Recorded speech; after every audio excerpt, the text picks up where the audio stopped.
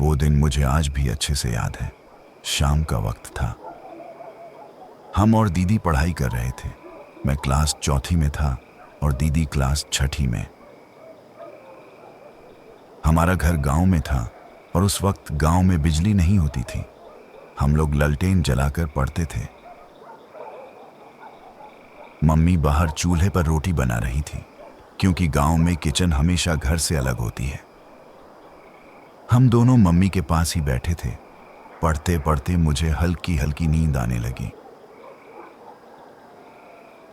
तभी दीदी ने मम्मी से कहा, मम्मी इसे खाना दे दो, नहीं तो ये यहीं सो जाएगा। मम्मी ने कोई जवाब नहीं दिया। दीदी ने फिर कहा, मम्मी सुन रही हो ना, इसे खाना दे दो, नींद आ रही है इसे। इस बार भी मम्मी चुप रही। वो बस चुपचाप रोटी बना रही थी।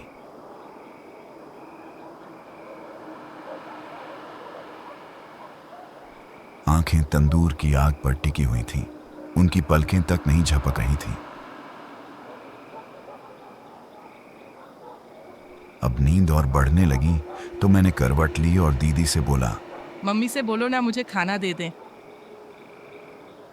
दीदी ने अचानक मुझे खींचा और बोली, तू मम्मी को देख, वो कुछ बोल क्यों नहीं रही? उनकी आंखें भी नहीं झपक रही हैं। क्या मम्मी को कुछ हो गया? अब तो मैं घबरा गया। मैं उठा और भागकर मम्मी के पास गया।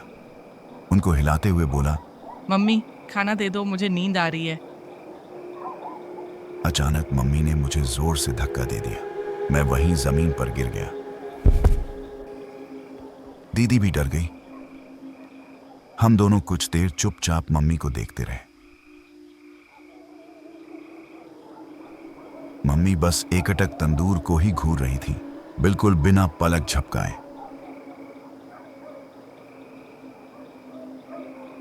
मैं भागकर दादी को बुला लाया। हम दोनों दरवाजे के बाहर खड़े होकर देख रहे थे। दीदी धीरे से मम्मी के पास गई और उनके पास बैठ गई। अब मम्मी कुछ बड़बड़ा रही थी, लेकिन वो आवाज मम्मी की नहीं लग रही थी, जैसे किसी और की आवाज हो। बहुत भारी और अजीब। दादी ने पास जाकर पूछा, बहू क्या हुआ? बोल क्यों नहीं रही? मम्मी का चेहरा बिल्कुल बदल चुका था। आंखें इतनी लाल हो गई थीं जैसे खून उतर आया।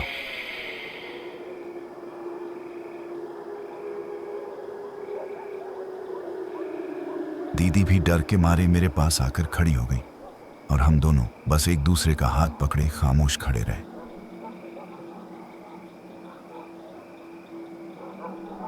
दादी ने एक कदम पीछे हटते हुए कहा, हे भगवान, ये क्या हो रहा है बहू को?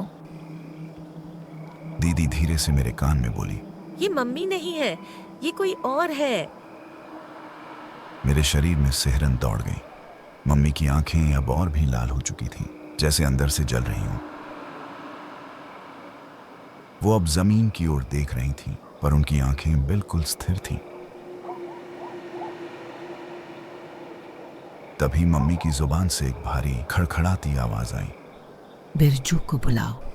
उसकी हिम्मत कैसे हुई मुझे सबके सामने बेइज्जत करने की। अब उसे दिखाऊंगी उसकी औकात। मैं और दीदी तो सन्न रह गए। बिरजू हमारे छोटे दादाजी का नाम था और मम्मी ने कभी किसी बड़े बुजुर्ग का नाम मुंह से नहीं लिया था, चाहे कितनी भी गुस्से में क्यों ना हो। लेकिन आज कुछ अजीब था। अब हमें यकीन होने लगा कि ये मम्मी नहीं है, कोई और है। दादी भी चौंक गई, लेकिन शायद उन्हें कुछ समझ आ गया था। वो बोली, अभी बुलाती हूँ। मम्मी चीखने लगी, जल्दी बुलाओ उसे, नहीं तो मैं इस पूरे घर को आग लगा दूंगी। दादी दौड़ती हुई छोटे दादाजी के कमरे में पहुंची। दादाजी खाना खाकर सोने ही वाले थे। उन्होंने हैरान होकर पूछा, क्या हुआ भाभी, इतनी घबराई हुई क्यों लग रही है? दादी ने सब कुछ बताया। दादाजी बिना कुछ कहे उठे और मम्मी के पास आए। मम्मी को देखकर गुस्से में बोले, दुलारी, तू दुलारी ही है ना? तू अपनी औकात दिखा ही दी। अब देख, तुझे तेरी असली जगह दिखाता हूं। तू सच में डायन है और कल सबको साबित करके दिखाऊंगा। मम्मी की आंखें और भी ज्यादा लाल हो गईं। गुस्से में चिल्लाईं, हाँ, देखना चाहता है ना मेरी ताकत? रुक, अभी दिखाती हूँ। अब तो घर के और लोग भी इकट्ठा हो गए थे। दादाजी ने सबको बोले, इसे पकड़ो और इसे बांध दो। इसे अब जिंदा नहीं छोड़ूंगा। कुछ लोगों ने मिलकर मम्मी को जोर जबरदस्ती से पकड़कर एक पेड़ से बांध दिया। दादाजी ने एक आदमी से कहा, मंदिर जा, पंडित को बुला ला। आदमी दौड़ता हुआ मंदिर गया। पंडित जी आए और पूरे मामले को समझा। छोटे दादाजी बोले, सुबह तक रुकते हैं। अब इसे सबके सामने इसकी असलियत दिखाकर इसे जलाकर साबित करूंगा कि मैं सही था और ये एक डायन थी। मैं तो ये सब सुनकर डर से कांपने लगा। मुझे लगने लगा कि सुबह होते ही मम्मी को सचमुच जला देंगे। मम्मी मर जाएंगी। रात बीतती गई। सभी बाहर के आंगन में सो गए। पंडित जी भी, दादी भी, दीदी भी। लेकिन मैं जागता रहा, मम्मी की तरफ देखता रहा। तभी मम्मी की धीमी आवाज आई, बेटा, तू चाहता है मैं मर जाऊं? मैं चौंक गया। नहीं मम्मी। मैं घबरा कर बोला। मम्मी बोली, तो आकर मेरा हाथ खोल दे। मैं डरते डरते धीरे से गया और मम्मी का हाथ खोल दिया। मम्मी ने मेरा गाल सहलाया और अचानक उठकर तेजी से बाहर की ओर दौड़ गई। मैं भी पीछे पीछे भागा। मम्मी दौड़ती दौड़ती गांव के बाहर एक पुरानी झोपड़ी के सामने गिर पड़ी। मैं भागकर उनके पास पहुंचा। अब सुबह हो चुकी थी। थोड़ी देर बाद मम्मी को होश आया।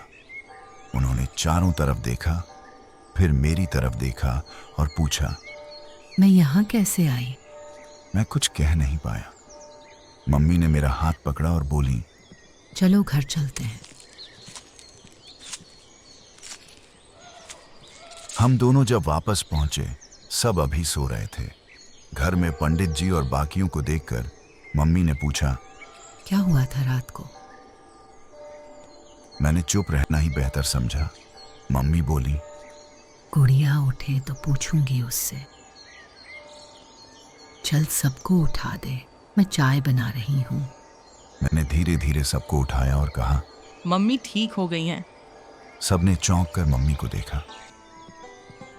मम्मी चाय बनाकर सबको दी, जैसे कुछ हुआ ही ना हो। चाय पीते पीते सब एक दूसरे को देख रहे थे, जैसे बीती रात की बात सबके मन में अब भी घूम रही हो। कोई कुछ बोल नहीं रहा था, पर चेहरे पर सवाल थे। थोड़ी ही देर में सबने अपनी अपनी चाय खत्म की और चुपचाप उठकर अपने अपने काम में लग गए। तभी मम्मी ने दरवाजे की तरफ देखा। दादाजी खड़े थे। मम्मी बोली, बाबूजी, आइए बैठिए, मैं अभी चाय बना देती हूँ। दादाजी ने हल्के से मुस्कुराकर कहा, नहीं बहू, रहने दे, मैं बाद में पी लूंगा। और फिर वो भी धीरे धीरे बाहर की ओर चले गए। अब मैं और मम्मी अकेले थे। मैंने मम्मी से पूछा, आपको कल रात वाली बात कुछ याद है? मम्मी बोली, क्या? मैंने डरते हुए सब बताया। दादाजी का नाम लेना, गुस्सा करना, घर जलाने की धमकी। मम्मी ने चौंक कर कहा, मैंने ये सब किया? अच्छा छोड़ ये सब बात, ये सब बेकार की बातें हैं। डायन वायन कुछ नहीं होता है, सारे अंधविश्वास है। चल जा, स्कूल के लिए तैयार हो जा। हम स्कूल जाने को निकले, लेकिन मेरा मन बेचैन था। रास्ते में मैंने दीदी से कहा, तू स्कूल जा, मैं थोड़ी देर में आता हूँ। मैं गांव के बाहर उस झोपड़ी तक पहुंचा जहां मम्मी गिरी थी। चारों ओर देखा, अंदर झांका, कोई नहीं था। शायद सच में सब वहम था, मैंने सोचा। लेकिन तभी सामने से एक बूढ़ी औरत आई। मैंने डरते हुए पूछा, आपका नाम दुलारी है? आप डायन हैं? वो पास आई और मुस्कुराकर बोली, तुम्हें किसने कहा? लोग बोलते हैं, लेकिन मम्मी बोलती है यह अंधविश्वास है। लोग क्या कहते हैं वो सच नहीं होता। मम्मी की बातों पर भरोसा करना सीखो। ये सब अंधविश्वास है बेटा। मैं चुपचाप लौट आया। लेकिन आज भी मन में एक सवाल रह गया है, क्या सच में डायन जैसी कोई चीज होती है, या फिर वो मम्मी की बीमारी की शुरुआत थी? अगर वो सब सिर्फ वहम था, तो मम्मी ने उस रात छोटे दादाजी का नाम क्यों लिया? वो नाम जिसे उन्होंने आज तक कभी मुंह से नहीं लिया था। आज भी मम्मी की तबीयत कभी कभी बिगड़ जाती है, दवाइयों से कुछ हद तक ठीक रहती है, लेकिन पहले जैसी कभी नहीं हो पाई। और मेरे मन में अब भी वही सवाल घूमता रहता है, सच में उस रात हुआ क्या था? वो सब एक मन का धोखा था, या फिर कोई ऐसी हकीकत जिसे हम मानना नहीं चाहते? कुछ ही दिनों में हमें मम्मी की हालत की असली वजह समझ आ गई। हमने उनका अच्छे अस्पताल में इलाज करवाया, जहां पता चला कि उन्हें एक मानसिक बीमारी है। डॉक्टर ने बताया, इस बीमारी में इंसान हर बात को खुद से जोड़कर सोचने लगता है। उसे लगता है कि जो भी हो रहा है सब उसी के बारे में है। कभी कोई कुछ कह दे तो बुरा लग जाता है, और कोई कुछ ना कहे तो भी बात दिल पर लगती है। हमें बाद में पता चला, एक बार छोटे दादाजी ने दुलारी को कुछ कहा था, लेकिन मम्मी वहीं पास में थी। वो बात दुलारी के लिए थी, मगर मम्मी ने उसे अपने ऊपर ले लिया और चुपचाप सहती रही।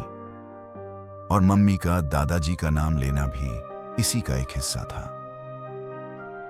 ऐसी कई बातें मम्मी के मन में जमती गईं, मगर उन्होंने कभी किसी से कुछ नहीं कहा। अंदर ही अंदर घुटती रही, और यही उनकी हालत बिगड़ने की असली वजह बनी। डॉक्टर ने साफ कहा, यह कोई टोना टोटका या वहम नहीं, ये एक मानसिक बीमारी है और इसका इलाज है। बस जरूरत है समझने और समय पर इलाज कराने की। लेकिन दिक्कत यही है कि हमारे समाज में ऐसी बीमारियों को डायन, भूत या काला जादू कह दिया जाता है। गांव ही नहीं, शहरों में भी पढ़े लिखे लोग इस पर यकीन करते हैं, और यहीं हम सबसे बड़ी गलती कर बैठते हैं। आज भी कई जगहों से खबर आती है कि किसी महिला को डायन कहकर पीटा गया, जिंदा जला दिया गया। यह न सिर्फ अंधविश्वास है, बल्कि सीधी सी बात है इंसानियत का गला घोंटना। अब वक्त आ गया है कि हम इन चीजों को समझें, खुद जागरूक हों और समाज को भी जागरूक करें। मानसिक बीमारी कोई शर्म की बात नहीं है, ये भी एक बीमारी है, और इसका इलाज मुमकिन है।